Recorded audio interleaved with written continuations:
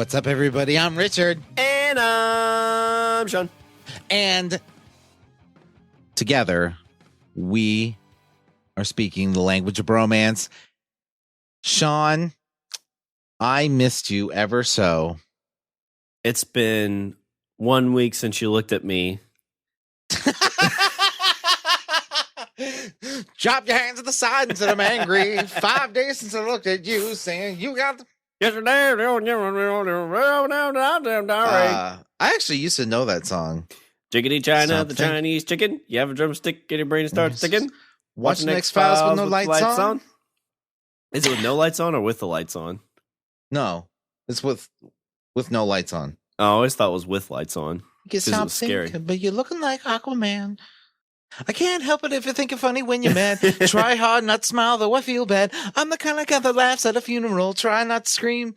Or I can't understand what I mean. You soon you will. soon will. I have a tendency to wear my mind on my sleeve. I have a history of losing my shirt. It's been 1 week. Oh, yeah. Anyway, I just had to prove that I knew some of it. That was an entirely pointless exercise. Anyway. All right. For our next Bare Naked Ladies cover. It's all been done. Oh, shit. There's a Leanne Rimes reference in that song. Yeah. That's how you know it's dated. Yeah. There's a Kurosawa reference in that song. Harrison Ford. Yeah, I don't make films, but if I did, there'd be a samurai. Yeah, like Kurosawa, I make mad films. Yeah. Okay, I don't make films, but if I did, they'd be a samurai. Yeah. Gonna get a set of better clubs. Gonna find the kind with tiny nubs. You know, This is a long song. There's a lot of words in it. I'm usually not like as much as I like to like tout like all the movies I watched or whatever. Not really, but like I like to think that like I'm well schooled in like I've seen a lot of movies. Yeah. That being said, I'm not big into like old movies. What do you mean old movies? Like Gone with the Wind? Because that's my favorite. Yes, like that era of film. Not my favorite. Where those always feel like you're watching actors act. Like it very much, if you like plays, I think you dig those kind of movies because they're very much like they are just a screenplay at that point. However, I make an exception for Kurosawa samurai movies. I need to watch more of those. I haven't. Those seen are too really many. good. I may have seen one, like Seven Samurai or Hidden Fortress, like maybe at game days or something like that. Like I've never sat down to watch one. Watch Seven Samurai and then go watch The Magnificent Seven. It's the exact same movie. Yeah, that's it's what just you told me. It's one's with samurais and one's with cowboys. It's the exact same movie. Isn't that how a lot of those movies were, though? Like the Westerns would take a lot from those movies and just put them in the Western? Yeah. I think that's why it's like we talked about Mandalorian. I think that's why the line seems so blurred, you know, because when you go to explain the Mandalorian to people, like it's easy to be like, oh, it's a Star Wars Western, but I always said it's like a Star Wars samurai movie. Yeah. Which is funny because George Lucas loved Kurosawa movies. Like Hidden Fortress. That's where like the Jedi stuff all kind of came from. Yeah, that it's all exactly. Like he watched like, you know, he was a nut for Kurosawa movies. Wow, that was a long digression. I don't know how we got from Bare Naked Ladies. Oh no, now I know. Kurosawa. Okay. Yep, yeah, Kurosawa. There's Kurosawa reference in it. Today, Shawn, we are going to talk about something old because you know me. Whenever the choice of topic is given to me, I like to find funny things in history. Yeah, so it's either fun today, stories Shawn, in history or weird metal islands that people run. Yeah. Oh God, good old Sealand. Yep, our knighthood should be in the mail. That's what I was just going to ask. Yeah. So this has to deal with criminals, nefarious, almost supervillain level criminals Richard, that ran the streets. Would these be what you would consider smooth criminals? Ow! Okay, I don't know. like supervillain level criminal, Shawn. That's what we're going to talk about today. I'm going to tell you a story, and the story is of a man named Whipping Tom. Oof. Whipping Tom is either a guy who was super aggressive with his discipline, or he was a kid that got in trouble a bunch. Because, like back in the day, they'd be like, all right, Tom, you're in trouble. Go pick out your switch. And then they'd whip him. And he got whipped. Oh my God. Much. Did you have parents and or grandparents that made you do that? No, I think my grandpa, his family was like 12. Like he had like, I think it was 8 brothers and sisters and 8 brothers and 4 sisters or something. Yeah. And he always told the story that, they lived on a farm. It was like really rough times because they all had to basically farm. Yeah. Like at young age. Like my grandpa, when my great grandpa got sick like one summer, and my grandpa was like 7 or 8, maybe he was like 6. And somebody had to basically work the field or they would starve.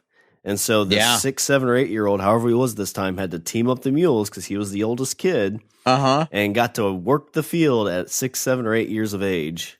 I feel like that's a very common story with people, like especially in the Midwest. Like my great grandfather went to school until 3rd grade, and after 3rd grade, he had to stop going because his father died in a thresher accident. Oh yeah. Well, and so like from 3rd grade on, he's like, well, somebody's got to, make sure that everybody eats. Yeah. And you wonder why some of those old dudes are like really, really gruff. It's like, I've been farming since I was 6. Yeah. Literally 6. Yeah. And so he always told the story that whenever the kids got in trouble, like if something happened, his dad would whip like half of them just to make sure he got the right one. Which I don't know how truthful that is. Like that just seems like a joke he would say. But I mean, I'm sure he got whipped, like, spanked and stuff more than he spanked, my dad. And my dad didn't spank us that much. I feel like that whole thing has lessened as generations have gone on. Well, there was a time, Richard, where you could get like spanked at school. The principal had this big like spanking paddle. The elementary school I went to was a school that like, because this would have been elementary school. So this would have been the late 80s. Yeah. And that's why you're more well behaved than I am. I don't think that's true. I would say that you're more well behaved than I am. I don't know how long my school stopped doing that. I had grandparents that if I misbehaved when I was under their care, then it was go get your own switch. Oof. Yeah. I don't remember any grandparents spanking me. My parents did like it happened. I could probably count on one hand the number of times that it happened. Yeah, because after the 5th time, they're like, he's no longer welcomed here. And I never saw them again. So Whipping Tom, there's a picture here, and it's a picture. I love pictures from like the 1600s because it looks like a 5-year-old drew it. But there's a picture. I have a picture here of a guy that's holding a stick with 3 little strings and little balls attached to the ends of the strings. Oh, like those metal balls that like catch and dig. Maybe, but he's wearing like a mask, like he's in the theater. Well, the face on the mask looks like it was drawn by a 5-year-old. There's that like a subset of Christians that have something like that whip themselves in the back and like digs into their skin when they do it. Oh, you're like a cat of 9. Yeah, is that what it is? Because I know like in the second, what was the Tom Hanks movie about the book where he was trying to find Jesus? Oh, fuck. Cloud Atlas? No, it was the one based off like he was trying to find like the descendant of Jesus. It was the whole Mary Magdalene conspiracy theory thing. Oh, Da Vinci Code. Yeah, like the second, either that one or the second Da Vinci Code had no, it was the first one. It was the first one. Yeah. Like that's where you take your love of religion, like the next step. You know what, Shawn? When it comes to the Da Vinci Code, this is a rare opportunity. I actually get to go. Well, Shawn, in the book. I actually haven't read the book. Because I actually have read those books. They're like really difficult reads too, aren't they?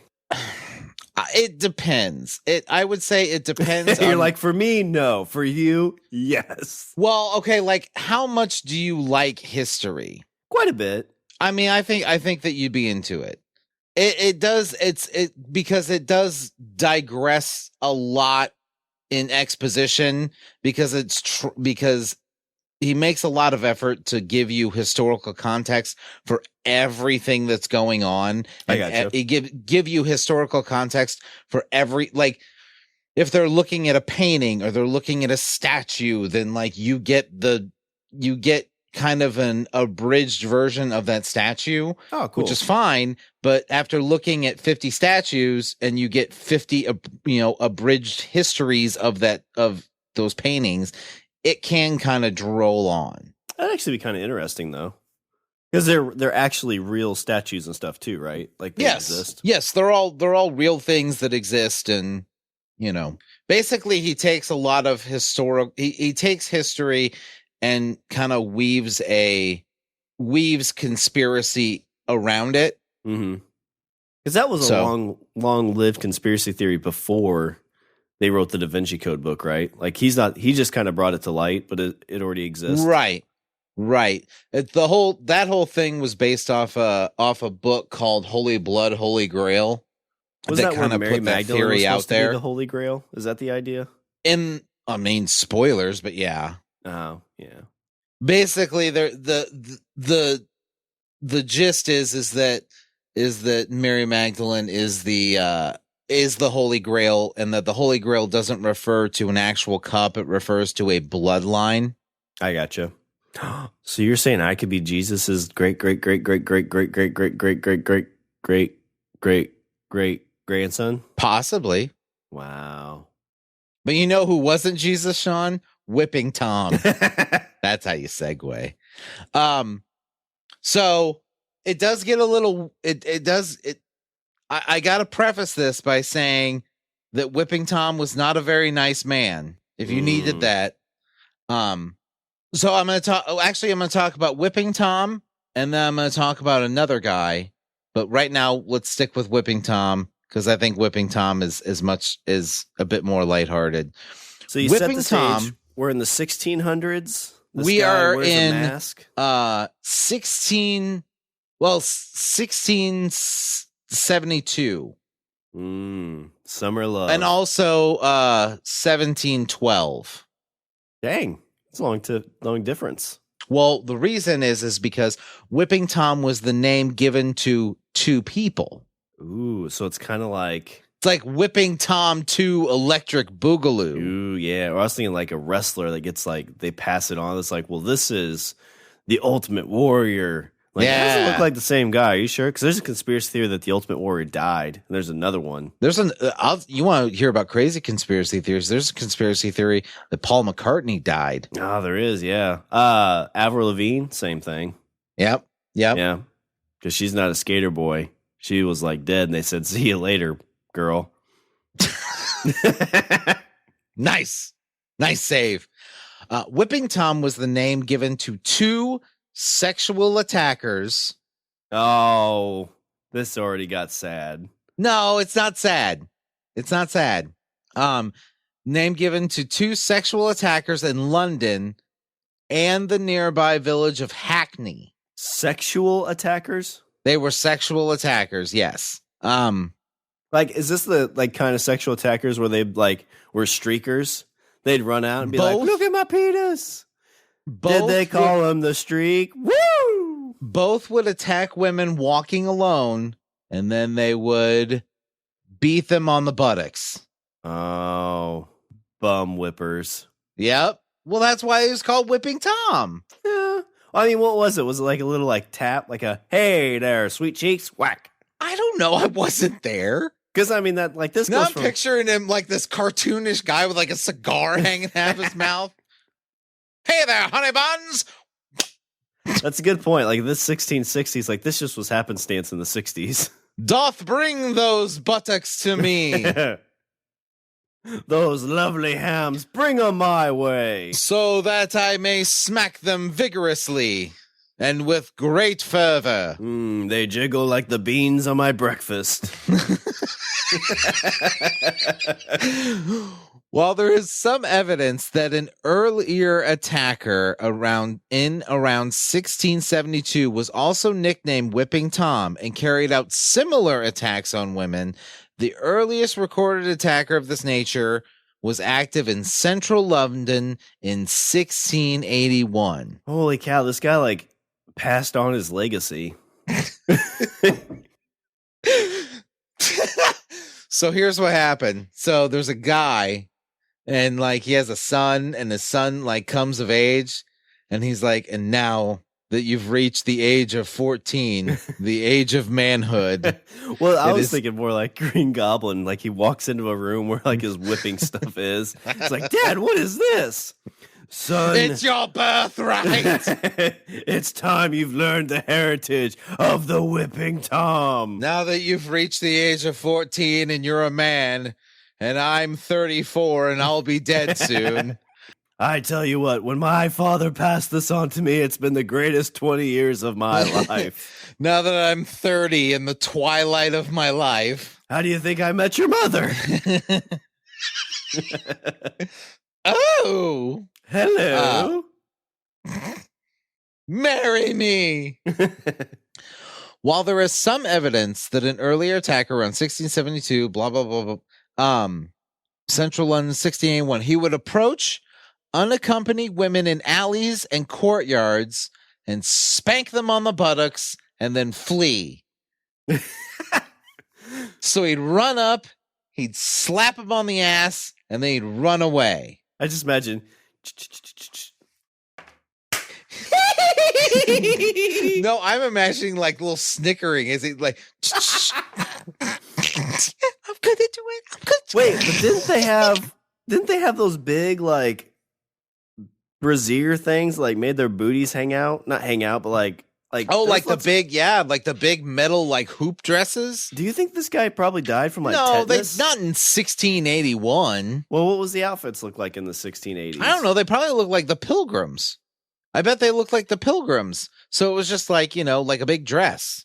Oh, not yeah, like maybe. A big like steel reinforced fucking cone of solitude. I don't know. I looked it up, and some of the richer ladies have like very gaudy like it looks like they have a little like tent canopy around their waist. Yeah, but I don't think the richer ladies are, wandering the streets at night. That's true. So he would approach unaccompanied women and smack them on the buttocks and then run away. The inability of authorities to apprehend the offender caused complaints about the ineffectiveness of London's constabulary. Oh God, Rich, you imagine like the meeting, like, listen, boys, like we gotta catch this ass slapper. Here's what we're gonna do. Bob, yeah, Sarge, you're gonna dress up as a lady. Damn fools. You're gonna dress up as a lady tonight, Bob, and you're gonna wander the streets all by yourself, and you're gonna catch this ass slapper red-handed. Next morning, guy comes back. I didn't catch him, Sarge. Worse off. I think I liked it. I was thinking like he shows up the next day. Like, wow, Bob, you got to dress really quick. He's like, yeah, totally just weird that it fits. It's my wife's. You don't have a wife, Bob? Well. Guys at home putting on a bonnet and a fucking dress. Puts on makeup. Wife's like, what are you doing? I'm getting ready for work. And I don't need your bullshit right now. God, Martha, trying to earn a good living. Yeah, I'm trying to put food on your fucking table. I'm out trying to catch this ass slapper, and here you are, just griping away. Wish somebody'd slap my ass. What was that, Martha? Maybe I should wander the streets at night. So the fact that this guy isn't being caught is actually calling into question the very effectiveness of the police themselves. Which, I mean, at this point, like, how many police officers probably were there compared to like the size of the city? Yeah, that's a good point. And that's a good, yeah. this wasn't a time, I think, when like lots of people hung out late at night. And there's like nobody you can call, right? Like there's not like a phone the police station's probably like, like 4 guys. Yeah, that are sleeping. They're basically just there to watch whoever's in the cells. Yeah. I'd assume. But what this did do, Shawn, is it prompted vigilante patrols in the affected areas. Oh, yeah, it was dudes dressing up in dresses. They're like, it's our time, boys. We get to look pretty. Baby, what are you doing? I'm going out. Dressed like that? Babe. Well, the police can't do anything. Like, who are you? I am vengeance. Whack. We'll slap on the ass. Or somebody's just slapping somebody's ass really hard. I just imagine. I'm vengeance. The hell are you supposed to be? I'm vengeance. Just like a bunch of dudes walking the streets, dropping like their handkerchiefs. Oh, me. I hope there's not an ass slapper around. The Whipping Tom of 1681 was active in the warren of the small courtyards between Fleet Street, Strand, and Holborn. He would wait in the narrow and dimly lit alleys and courtyards after approaching an unaccompanied woman. He would grab her, lift her dress, and slap her buttocks repeatedly before fleeing. He would sometimes accompany his attacks by shouting, "Spanko!"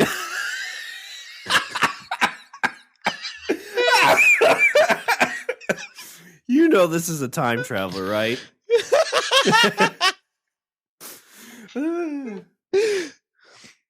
Oh, like if you told me like this person like did that and goes, bad baby, bad baby, bad baby.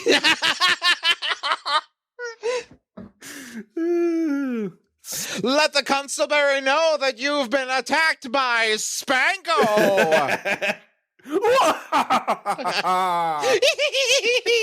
Running down the street, arms flailing like Kermit the Frog. Spanko strikes again.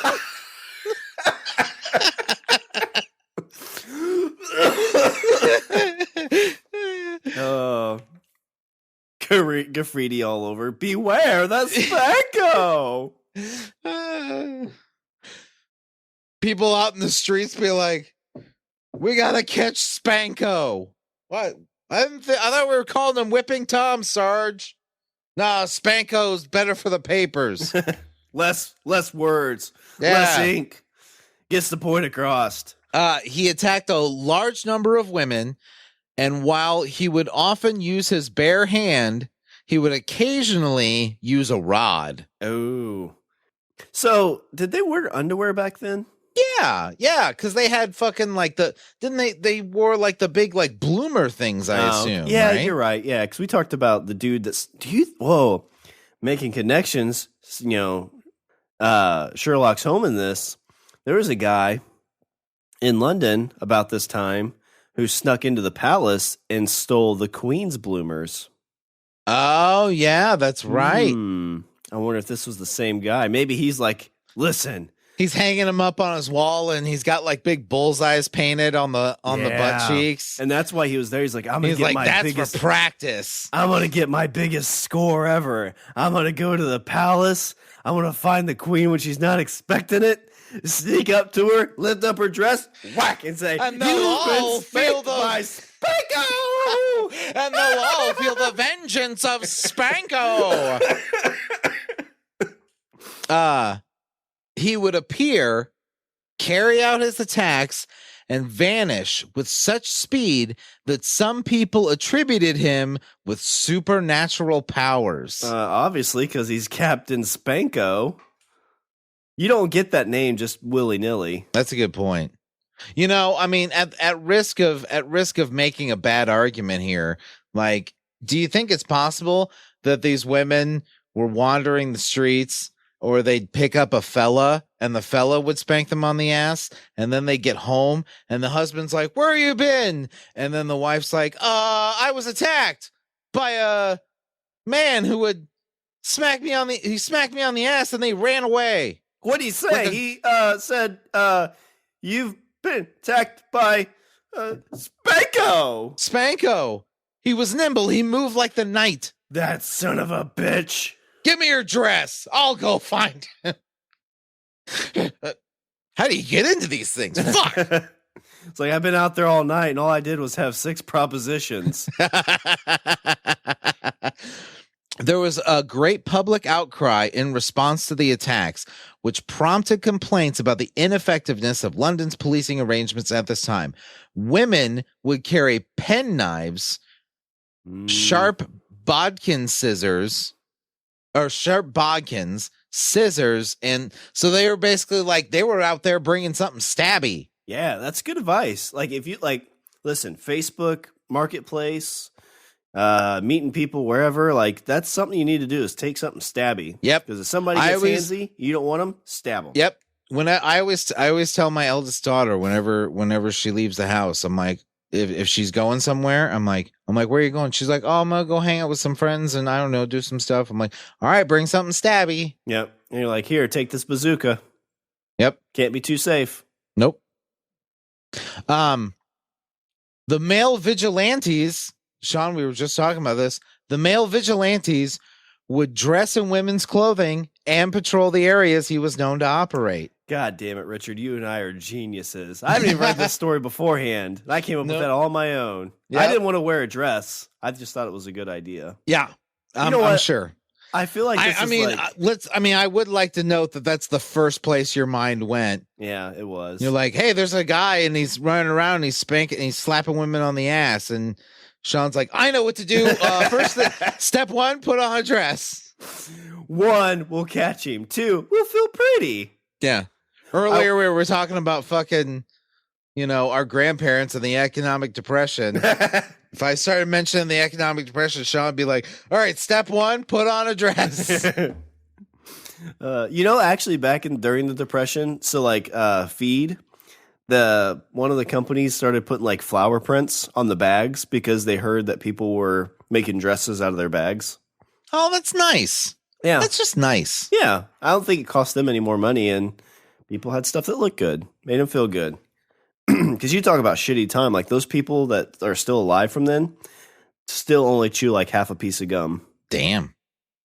They did actually catch the great vigilante known as Spanko. Ooh, is that where Whipping Tom came from then? Because like, I know that guy. Well, here's the part that I'm questioning. It says a haberdasher from Holborn and an accomplice were captured in late 1681 and tried for the attacks. Now, my question is, why does Spanko need an accomplice? It's like one guy lift the dress and the other guy fucking slaps. You know what? Maybe because those dresses were pretty heavy.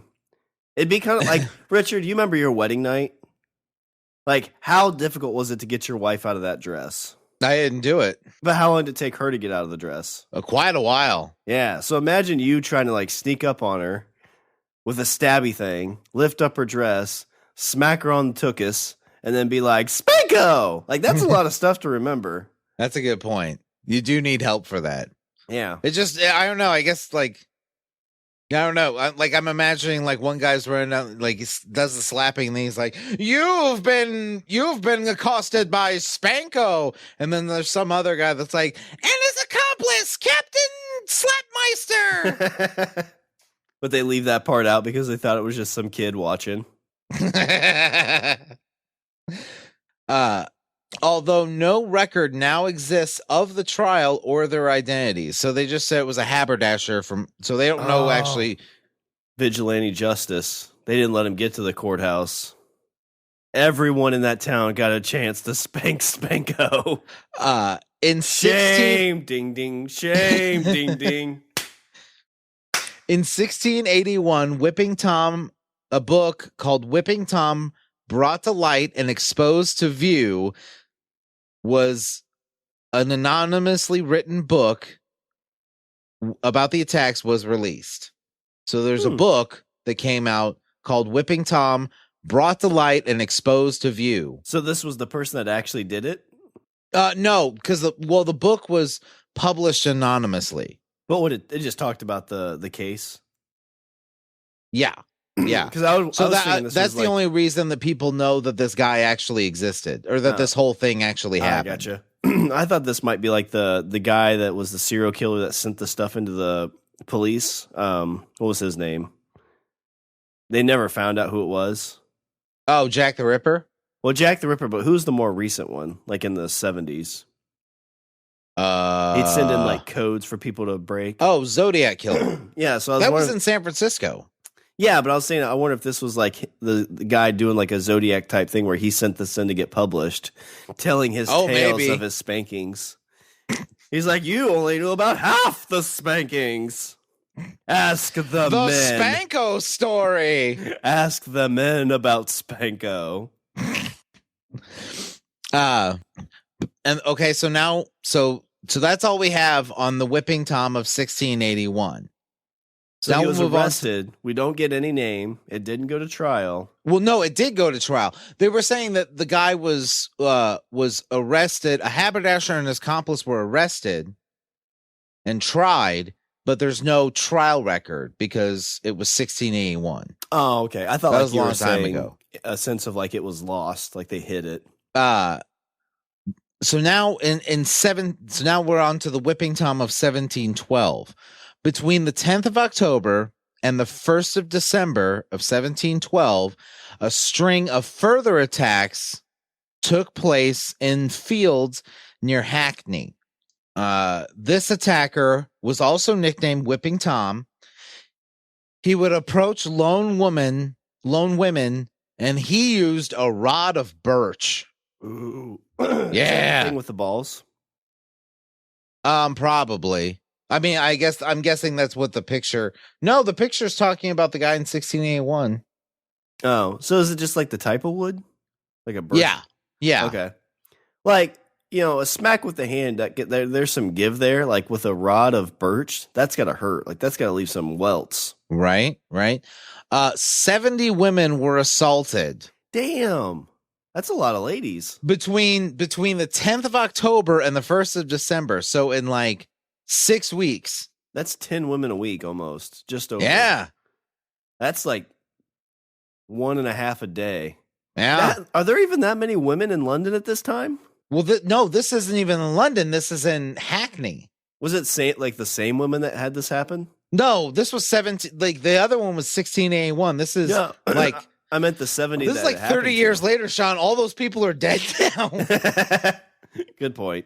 No, but I'm like 70 in like a town at that point. I feel like you'd be like doubling up at some point. Right? Like he lifts it up, is about ready to whack one of them. They still have welts. He's like, oh, wait, never mind. Already got you. But like the people in that town are like, oh, it's Whipping Tom all over again.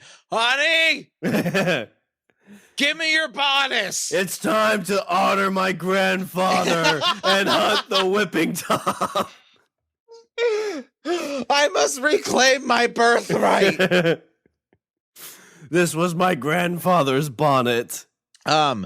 A local man named Thomas Wales was captured and confessed to the attacks. Yeah, the names give it away. Whipping Tom, Thomas, Wales, cries of wailing. Or I don't know if it's Wales or Wayless. Wales. It's Wallis, so I'm guessing it's Wayless. Because Wales would be like, they're like, ow!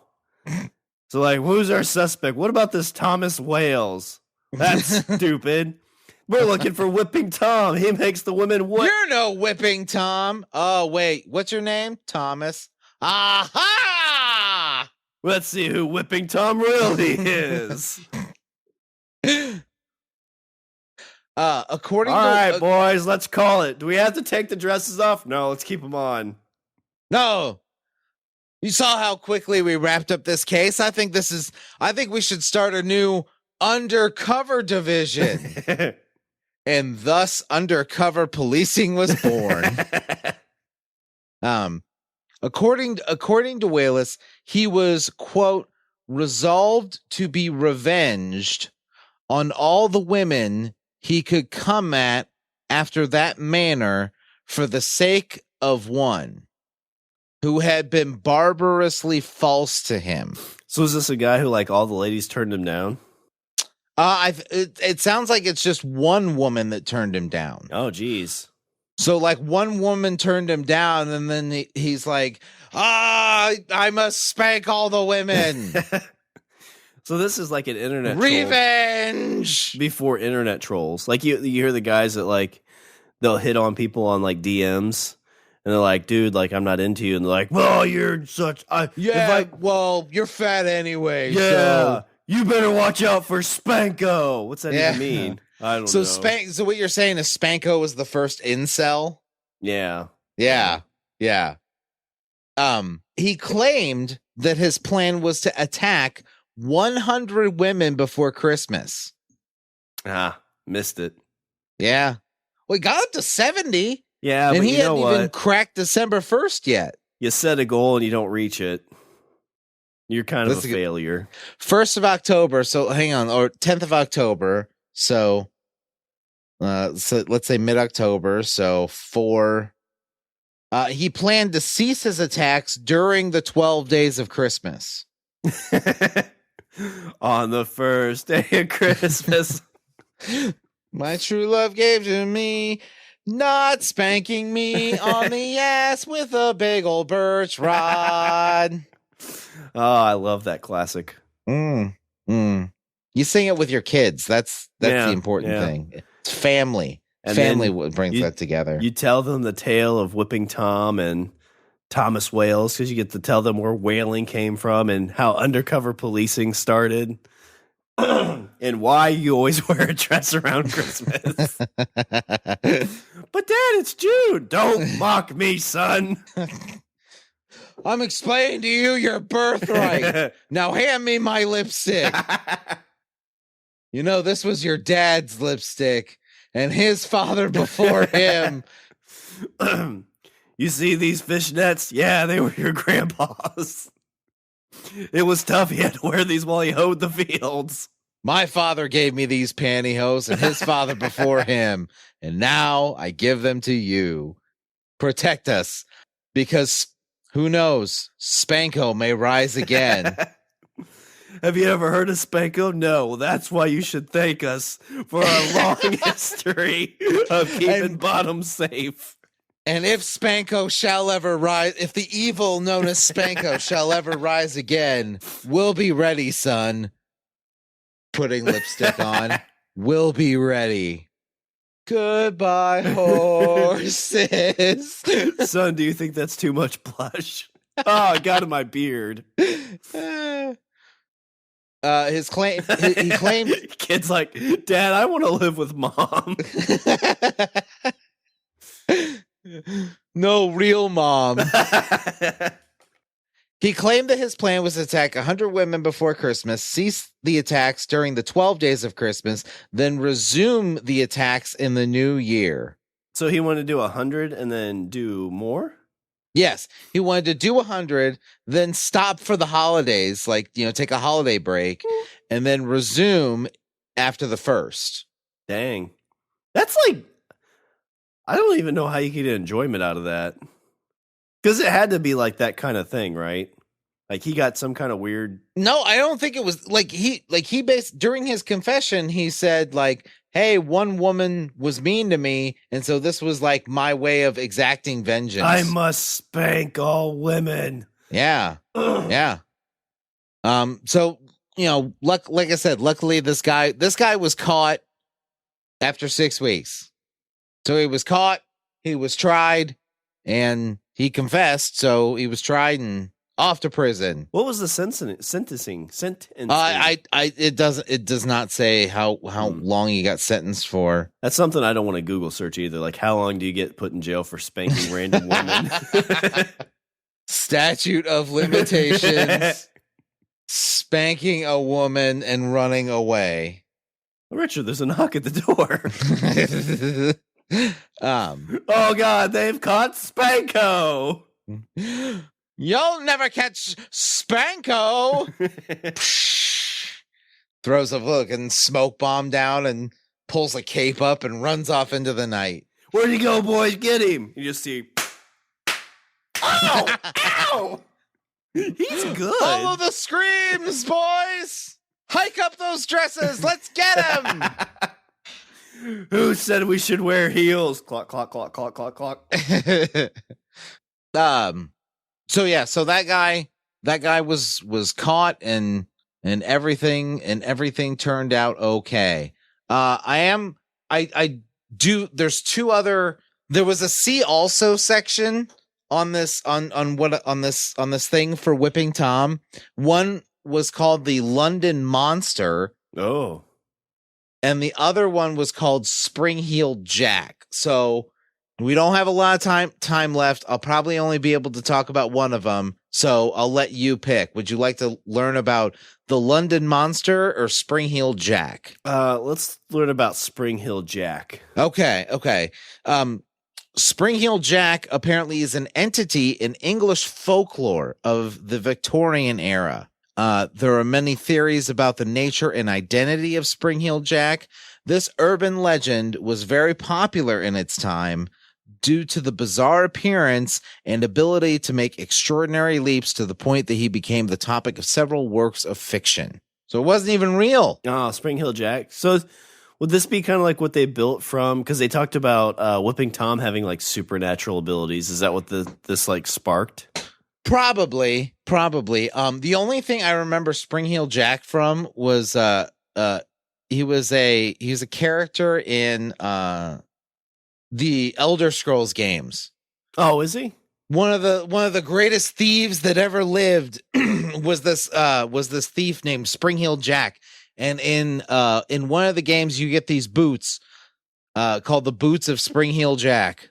Isn't that in Oblivion or Yeah, it's in Oblivion. And you put on the boots of Spring-Heeled Jack and you can fall from any distance and land and not take any damage. That's the only thing I remember about it. Well, I guess that was pretty short then. Do you want to do the monster one? Well, there's more. Sorry. Spring-Heeled Jack was described by people who claimed to have seen him with a frightful appearance. He had clawed hands, eyes that resembled red balls of fire. One report claimed that beneath a black cloak, he wore a helmet and a tight-fitting white garment. Many stories also mention a devil-like appearance. Ooh. There's a lot here. There's early in the 19th century, there were reports of ghosts that stalked the streets of London. These human-like figures were described as pale. It was believed that they stalked and preyed on lone pedestrians. Isn't like everybody in London pale though? I mean, yeah, I guess. Because they don't get much sun there, I thought. I thought like rains. No, they don't. 70% of the time. Yeah. The first alleged sightings of Spring-Heeled Jack were made in 1837, and the last reported sighting Tuesday is to have been made in Liverpool in 1904. According to much later accounts, a girl by the name of Mary Stevens was walking to Lavender Hill, where she was working as a servant. After visiting her parents on her way through Clapham Common, a strange figure leapt out at her from a dark alley. After immobilizing her with a tight grip of her arms, he began to kiss her face. That doesn't sound very romantic. He ripped her clothes and he touched her flesh with his claws, which were, according to her, cold and clammy as those of a corpse. In panic, the girl screamed, making the attacker quickly flee from the scene. This commotion brought several residents who immediately launched a search for the aggressor, but he could not be found. You know what happened? Like, what happened, ma'am? He's like, well, so I was walking the streets and this guy grabbed me. And off in the distance, they heard a faint Spanko. Spanko lives. The next day, the leaping character is said to have chosen a very different victim, inaugurating a method that would appear in later reports. He jumped in the way of a passing carriage, causing the coachman to lose control, crash, and severely injure himself.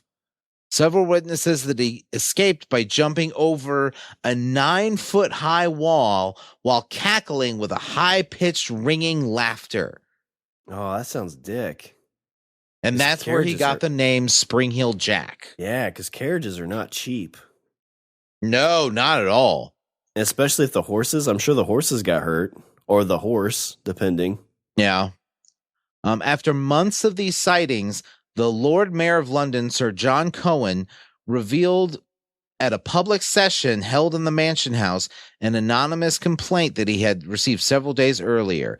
The correspondent who signed the letter, a resident of Peckham, talked about, Spring-Heeled Jack. Oh, wait. It appears that some individuals of, as the writer believes, the highest ranks of life have laid a wager with a mischievous and foolhardy companion that he durst not take upon himself the task of visiting many villages near London in 3 different guises: a ghost, a bear, and a devil. I always forget that London has bears. Yeah. I always think that's a very American thing. Yeah. Which I think they have like black bears. I don't think they have the big grizzlies like we do. No, I don't think they do either. And moreover, that he will not enter a gentleman's gardens for the purposes of alarming the inmates of the house. The wager was, however, been accepted, and the unmanly villain had succeeded in depriving 7 ladies of their senses. At one house, the man rang the bell on... This is the letter that the Lord Mayor of London is reading. Oh, I gotcha. He's like... At one house, the man rang the bell, and on the servant coming to the door, this worse than brute stood no less dreadful figure than a specter clad most perfectly. The consequence was that the poor girl immediately swooned and has never from that moment been in her senses. Yeah, and so he said, Spanko Jack, you know what you can do? You can ring my bell. Ring my bell. The affair has now been going on for some time, and strange to say, the papers are still silent on the subject. The writer has reason to believe that they have the whole history at their fingertips, but through interested motives are induced to remain silent.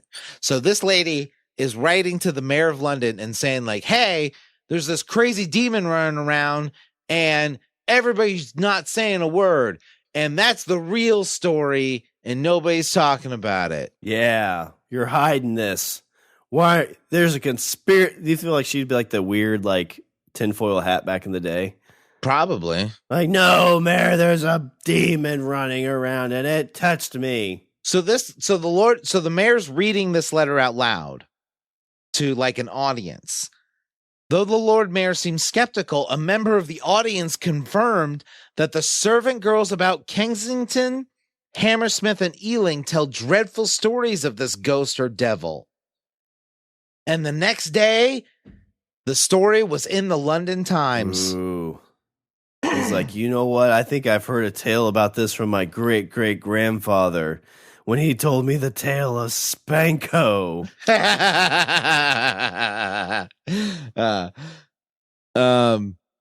Perhaps the best known of the alleged incidents involving Spring-Heeled Jack were the attacks on 2 girls, Lucy Scales and Jane Alsop.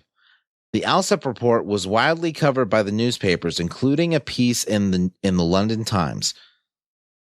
Jane Alsop reported that on the night of February 19th, 1838, she answered the door of her father's house to a man claiming to be a police officer. He told her to bring a light, claiming,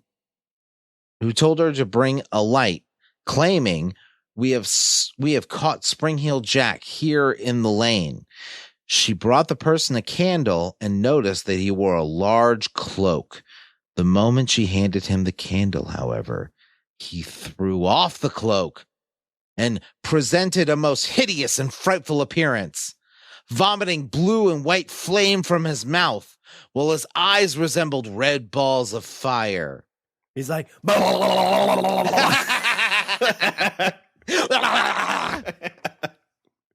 I am Spring-Heeled Jack. I am Spring-Heeled Jack. Spring-Heeled Jack. Let me see her butt. What? Spanko. Gush, gush, gush. Thank you, London. Miss Alsop also reported that he wore a large helmet and that his clothing, which appeared to be very tight-fitting, resembled white oilskin. Without saying a word, he caught hold of her and began tearing her gown with his claws, which she was certain was some sort of metallic substance. She screamed for help and managed to get away from him and ran towards the house. He caught her on the steps and tore at her neck and arms with his claws. She was rescued by one of her sisters, and then the assailant fled. That sounds horrific. In the beginning of the 1870s, Spring Heel Jack was reported again in several places distant from each other. In November of 1872, the News of the World reported that Peckham was in a state of commotion owing to what is only known as the Peckham ghost, a mysterious figure, quite alarming appearance. The editorial pointed out that it was none other than Spring-Heeled Jack. Similar stories were published in the Illustrated Police News in April and May of 1873. Where they said there were numerous sightings in Sheffield of the park ghost, which locals also came to identify as Spring-Heeled Jack. You know, it's always interesting, like you think about, like Beowulf is a tale that, you know, people basically take as like fact. Yeah. But you think about this time, like if you got lost in the woods or like this was probably just some like crazy dude attacking people. But I mean, honestly, this is sounding a lot like an urban Bigfoot. Yeah, kind of, except it can talk and stuff. Yeah. Wait a minute, like your Beowulf, Bigfoot doesn't talk? My Bigfoot talks. Sometimes I'm out in the woods, and then this big monster jumps out, and he goes, "I'm Bigfoot." It starts ripping at my dress. Wait, why are you wearing a dress? Well, I'm trying to find Spanko. Yeah. Because I'm honoring my parents. I'm honoring my father, by God. I don't have enough money to be Batman, but I have enough money to buy a dress, Shawn. Yeah. I got to show my dream. Yeah, but like Beowulf, like you think about like if you got attacked by like a bear in the woods, like that would seem extremely scary. So yeah, you come back and be like, there's this big fucking hairy thing that tried to eat me. Yeah. Yeah. There's a similar figure known as Peric, the Spring Man of Prague, who was reported to have been seen in Czechoslovakia around 1930 to 1945. Wow, so that's a lot sooner. So maybe it's moving around.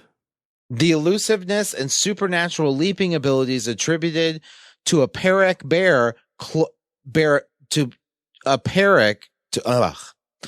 elusiveness and supernatural leaping abilities attributed to Peric, the Spring Man, bear a close resemblance to those exhibited by Spring-Heeled Jack, and distant parallels can be drawn between the two entities.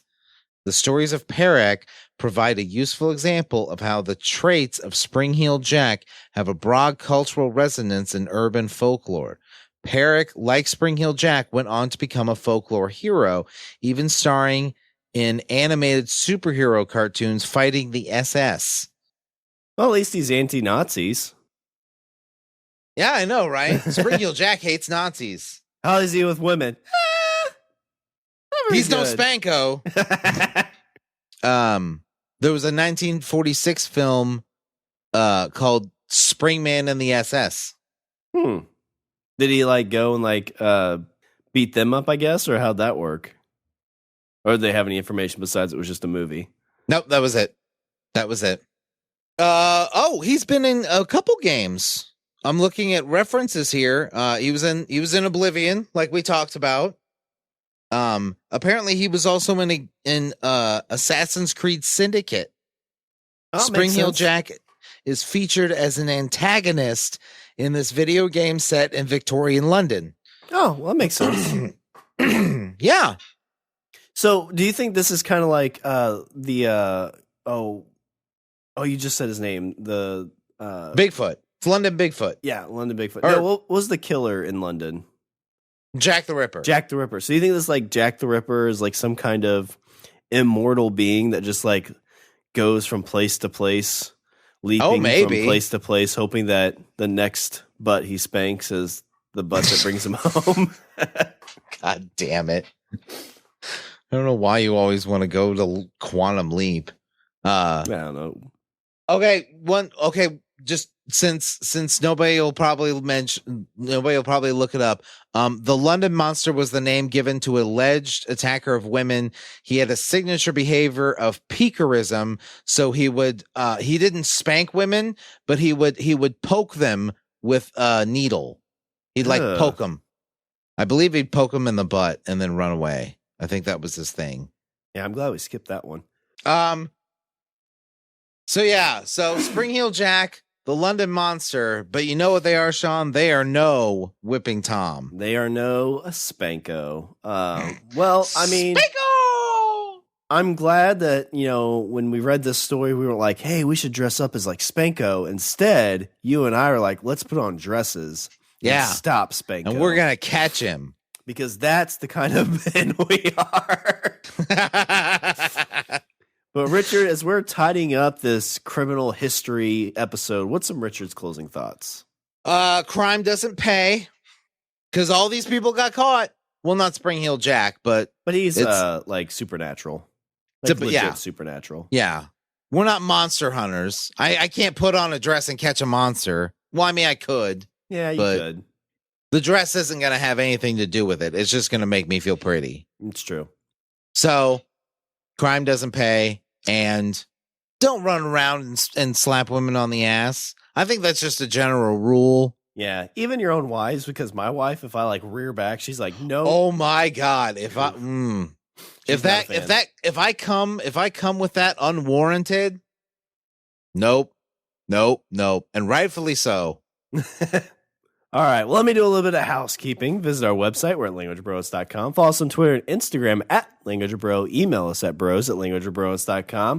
And if you want to take a little bit bigger step to help us out, join our Patreon account and be like our great patrons, Wendy and Aaron. You guys rock. I would never spank you, and nor would Shawn. No, I would not. No. All right. Well, is there anything else before I close her out? No, I'm good. All right. Well, that's all the bromance for this show. I'm Shawn. And I'm Richard. And remember, don't be a why.